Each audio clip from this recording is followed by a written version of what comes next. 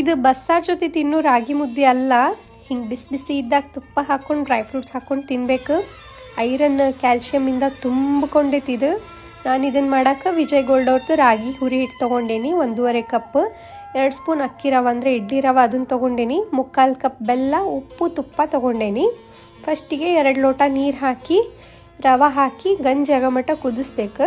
ಇದಕ್ಕೆ ಬೆಲ್ಲ ಹಾಕಿ ಬೆಲ್ಲ ಕರಿಗಿಂದ 1.5 ಕಪ್ ರಾಗಿ ಹಿಟ್ಟು ಏನು ತೊಗೊಂಡಿದ್ವಲ್ಲ ಅದನ್ನು ಹಾಕ್ಕೋಬೇಕು. ಹುರಿ ಹಿಟ್ಟು ತೊಗೊಂಡಿದ್ದಕ್ಕೆ ನಾನು 2 ಲೋಟ ನೀರು ತೊಗೊಂಡಿನಿ. ನೀವು ನಾರ್ಮಲ್ ಹಿಟ್ಟು ತೊಗೊಂಡ್ರೆ 3 ಲೋಟ ನೀರು ಹಾಕ್ರಿ. ಇದಕ್ಕೆ ಇದೆಲ್ಲ ಬೇಷಂಗೆ ಗಂಟಿಲ್ಲಾರ್ದಂಗೆ ಬೇಯಿಸ್ಕೊಂಡ್ಮೇಲೆ ಇನ್ನೊಂದು ಚೂರು ತುಪ್ಪ ಹಾಕಿ ಬೇಯಿಸ್ಕೊಂಡು ಆರಿಸಿ ಮುಚ್ಚಿಟ್ಬಿಡ್ರಿ. ಇದು ಬೆಚ್ಚಗಾದ್ಮೇಲೆ ಕೈಗೊಂಚೂರು ತುಪ್ಪ ಹಾಕ್ಕೊಂಡು ಒಂದು ತಟ್ಟಿಗೆ ಹಾಕಿ ಬೇಷಂಗೆ ನಾದಿ ಇದ್ರ ಬಾಲ್ಸ್ ಮಾಡಿ ಇಟ್ಕೋರಿ. ಬೇಕಿದ್ರೆ ನೀವು ಬರ್ಫಿ ಥರನೂ ತಟ್ಕೋಬೋದು. ಬೆಳೆಯೋ ಮಕ್ಕಳಿಗಂತೂ ಭಾಳ ಚಲೋ. ಒಂದ್ಸಲ ಟ್ರೈ ಮಾಡಿ ನೋಡ್ರಿ, ಹೆಂಗೆ ಅನ್ಸ್ತಂತ ನನಗೆ ಹೇಳ್ರಿ.